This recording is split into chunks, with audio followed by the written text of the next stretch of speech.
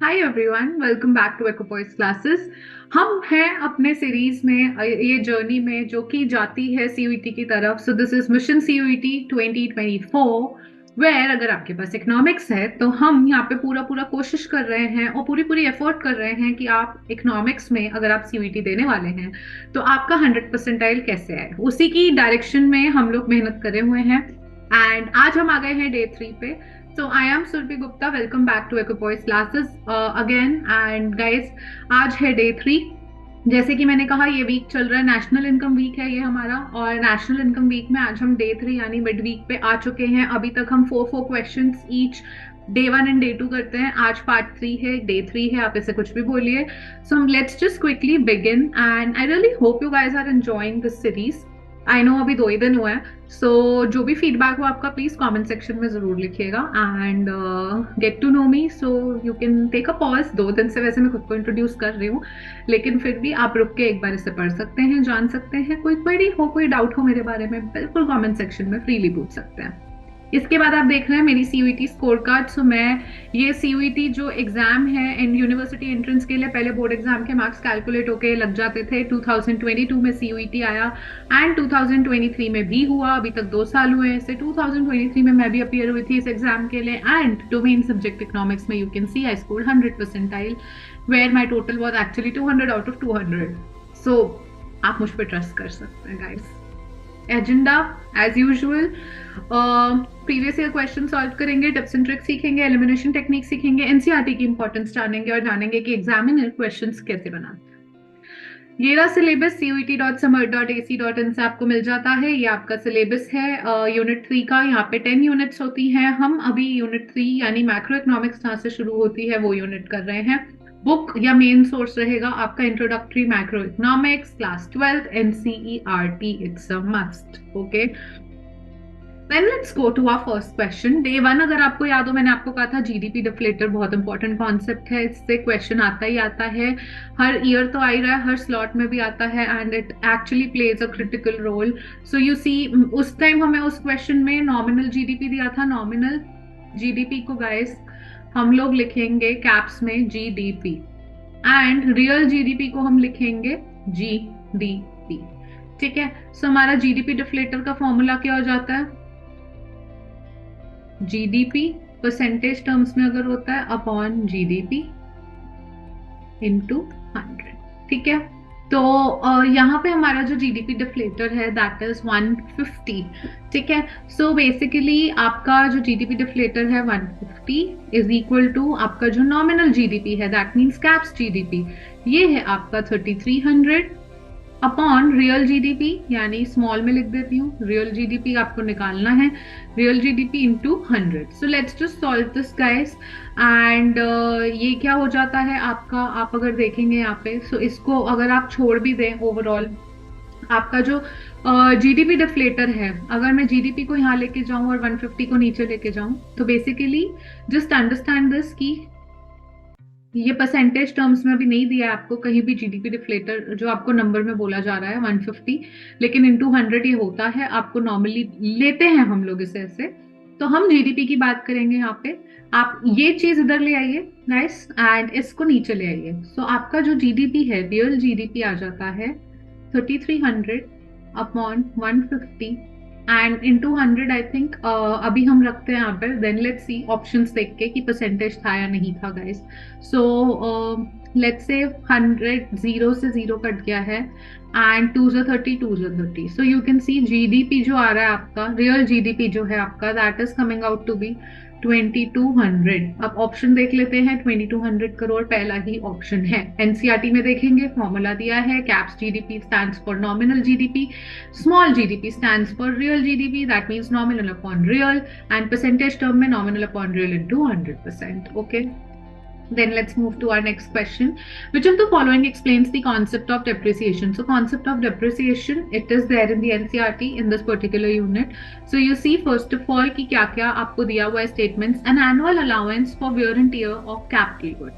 Okay, let's keep it on hold. लेकिन hold पे रखने की नीड नहीं है। आप हर ऑप्शन में देखेंगे ए तो है ही, और हमें क्या देखना है, which of the following explains. तो ए तो सही है इसका मतलब, ठीक है, देयर इज नो डाउट। अब आगे देख लेते हैं। बी देखता है the capital good gradually used up in each years production process, gradually production process में यूज हो रहा है, ठीक है। उसके बाद पढ़ते हैं cost of replacement of a capital good due to an accident. Accident होता है unforeseen, unforeseen event. Exceed depreciation होता है जो वेयर एंड टियर हो रहा है गुड का ड्यूरिंग द ईयर, जिसका आप कैलकुलेट कर रहे हो, जिसका आपने एक एस्टिमेट लगाया कि इतना वेयर टियर होगा, लेकिन एक्सीडेंट अनफोर्सीन इवेंट है, उसको पहले ही प्रोडिक्ट नहीं कर सकते, तो उसको डेप्रिसिएशन नहीं कहेंगे। सो सी जो है आपका, सी बेसिकली आपका डेप्रिसिएशन नहीं है, तो यानी जिस भी ऑप्शन में सी है मैं उसे एलिमिनेट कर सकती हूँ। सी इसमें एलिमिनेशन टेक्निक यूज करके हम दो ऑप्शन में आ गए हैं। अब या तो डी सही है या ई सही है, ए एंड बी दोनों सही है, ठीक है। सो ए और बी दोनों सही है। अब डी और ई में देखते हैं। Fall in value of fixed asset due to unexpected change in technology, unexpected change in the technology और accident are the unforeseen events for which you can not account और प्रिडिक्ट, ठीक है। सो डी गलत है।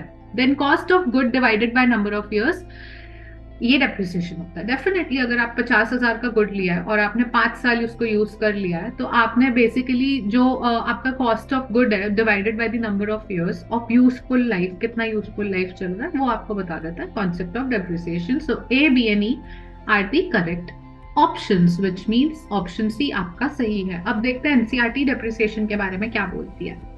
Let us examine this concept called depreciation.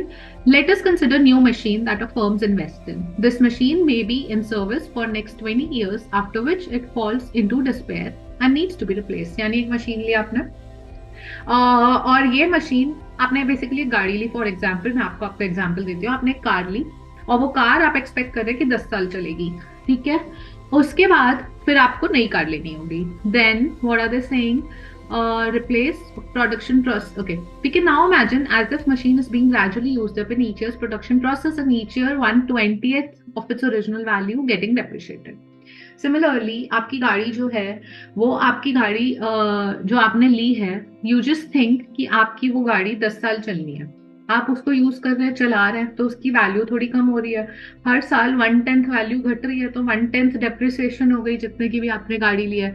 So instead of considering a bulk investment for replacement after 20 years, we consider an annual depreciation cost every year. कितना depreciation होगा, this is usually sense you.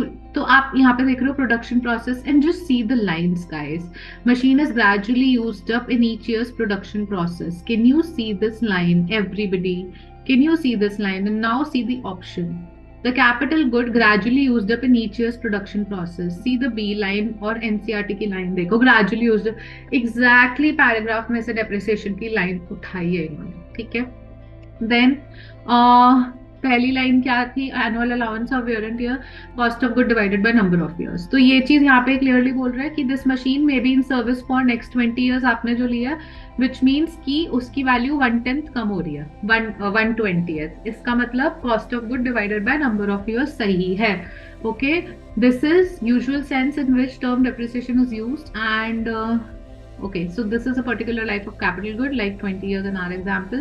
Depreciation is thus an annual allowance of wear and tear of capital good. ये आपका statement A है, ठीक है। ये आपका statement B है, annual allowance and in other words cost of good divided by number of years in useful life, ये आपका statement E है। वापस जाओ क्वेश्चन पे देखो, A statement, B statement, E statement। अब NCERT देखो, A statement ये रही, annual allowance of wear and tear of capital good gradually used up in each year production process। B statement हो गई and C statement हो गई। Just NCERT से मैंने पैराग्राफ उठा के दिखाया guys, everything is there in the NCERT which is being asked in CUET। Let's move to next question। आपका जो net value added है at factor cost is 200 crore, intermediate consumption is 100 crore and depreciation is given as 40 crore। What will be the value of your GVA? ठीक है, तो आपको GVA पे आ जाना है। I will just erase this guys so that you can see the numbers clearly. अब हमें क्या निकालना है, आपको सिंपल है, GVA FC निकालना है। किससे? आपको NVA FC दिया है। अब NVA FC FC है, कुछ नहीं करना, सब कुछ है, बस नेट ही तो है, तो इसमें डेप्रिसिएशन ऐड कर दो, बस इतना है। तो जीवीएफसी कैसे आ जाएगा गाइस? एनवीएफसी आपको दिया है 200 करोड़, सो दिस इज 200 प्लस आपको जो डेप्रिसिएशन दिया है वो है 40। इंटरमीडिएट कंजम्पशन बस कंफ्यूज करने के लिए दिया है, इसका कोई यूज नहीं है। सो आपका जीवीएफसी कितना आ गया एवरीवन? जीवीएफसी आ गया आपका 240 करोड़। कितना? ऑप्शन है D. Can you see? Option D. Okay, then let's move to fourth question. Identify the correct statements about externalities as a limitation to GDP and welfare. So ये GDP and welfare का एक paragraph है chapter के and में NCERT में, तो उसमें से कुछ स्टेटमेंट्स हैं, आपको फिगर आउट करना है कि एक्सटर्नैलिटीज लिमिटेशन है जीडीपी की। इसका मतलब जीडीपी और एक्सटर्नैलिटीज हैंड इन हैंड नहीं जा रही है, लिमिटेशन बोल दिया ना। कीवर्ड्स देखो, एक्सटर्नैलिटी लिमिटेशन के तौर पे देखनी है आपको कि क्या करेक्ट स्टेटमेंट है कि एक्सटर्नैलिटी एक लिमिटेशन प्रूव हो रही है जीडीपी में, ठीक है। So GDP as measured does not include external production of goods, ठीक है, होल्ड पे डालते हैं statement. Inverse relationship between negative externality and welfare. Obviously externality क्या होता है कि फॉर एग्जाम्पल कोई आपके घर के बाहर कचरा फेंक के जा रहा है, वो आपके लिए नेगेटिव एक्सटर्नैलिटी है। तो अगर नेगेटिव एक्सटर्नैलिटी होगी कहीं भी इकोनॉमी में, वो आपके जीडीपी के लिए अच्छा नहीं है, ठीक है। सो रिलेशनशिप और वेलफेयर तो बिल्कुल भी नहीं हो रहा, करेक्ट। नेगेटिव कोई जस्ट अंडरस्टैंड, कोई मेरे घर के आगे रोज कचरा फेंक के जा रहा है, मेरा वेलफेयर कैसे हो रहा है? मुझे तो स्मेल आ रही है, मैं बीमार हो रही हूँ, तो obviously it's a negative relationship. Inverse तो मेरे को सही लग रहा है, बी सही है, तो B as a correct statement मुझे सही लग रहा है, तो मैं बी इनमें नहीं आ रहा, तो मैं इसको तो एलिमिनेट कर दिया हाथ की हाथ, ठीक है, ये तो एलिमिनेट हो गई। नाउ हमारे पास बचा बी है, तो या तो ई सही है या डी सही है, ठीक है, यानी ए भी गलत था क्योंकि एक्सटर्नल प्रोडक्शन ऑफ गुड्स है, हमें कोई मतलब नहीं, एक्सटर्नैलिटी से तो लिंक नहीं हो रही ना स्टेटमेंट, इसलिए गलत है। ओके, अब ई एंड डी देखते हैं, यानी सी भी गलत है। No relation between GDP and welfare, ऐसा नहीं है, there is a relationship. We may not account welfare का cost into GDP, but there is a relation. Then economic activities have both positive and negative externalities. Obviously economic activities की दोनों होती हैं, तो अगर कोई प्रोडक्शन हो रही है, so if you are producing a particular good, so you're producing a good, it is economic activity, उसका positive externality भी हो सकता है, negative भी हो सकता है, दोनों हो सकते हैं, तो that is true. Producers are rewarded with profit for positive externalities. Are producers rewarded? Not universally per se, ठीक है। So we have our correct answer, but you first see the paragraph that is there in the NCERT.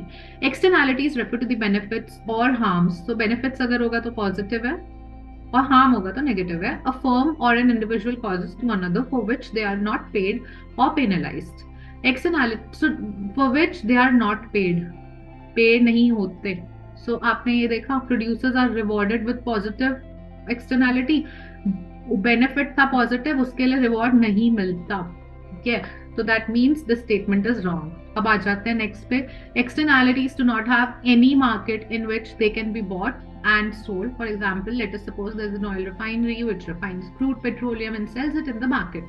The output of the refinery is amount of oil it refines. We can estimate the value added of the refinery by deducting the value of intermediate good used up by the refinery from the value of its output. The value added by the refinery will be counted as a part of GDP of the economy. But in carrying out the production, the refinery may also be polluting the nearby river, ठीक है, तो positive negative दोनों है, यही statement थी ना। So this में भी कॉज हार्म हो सकता है, hence just look at this, hence the wellbeing will fall. So negative externality and wellbeing will fall, यानी नेगेटिव एक्सटर्नैलिटी में और वेलफेयर में नेगेटिव रिलेशनशिप है, यही बोल रहा है ये एक तरीके से, ठीक है। सो वो स्टेटमेंट भी करेक्ट हो गई। As a result fisherman of river may be losing their livelihood, such harmful effects of the refinery are inflicting on others for which it will not bear any cost are called externalities. In this case, GDP is not taking into account such negative externality. If we take GDP as a measure of welfare of the economy, we shall be overestimating. So in a way, that's the paragraph, and we know that what is true, D is true, so E is wrong. हमने देख लिया क्यों. So B and D is the correct answer. ठीक है, this is also. So with this, we've come to an end आज के दिन में, and we see that the important topics from this video comes out to be depreciation. It is critical, and GDP and welfare, especially the topic of externality. It is important. You cannot miss these topics. All right, guys. So we've come to an end of today's session, day 3, and I really hope कि कोई तो value addition आपकी life में हुई है. खाली value added method नहीं पढ़ना, अपनी लाइफ में भी वैल्यू ऐड करनी है. And I hope I am contributing enough in that. आपका वेलफेयर भी इंक्रीज हुआ होगा थोड़ा बहुत, एंड आपको अच्छा भी लगा है. So you know what to do. Like करो, शेयर करो, चैनल को सब्सक्राइब करो. जितने लोगों से करा सकते हो सब्सक्राइब, उनसे भी करा दो guys, please please please please. Okay, so I'll see you tomorrow, guys. Day 4, another 4 questions of national income, and till then, stay happy. Bye bye.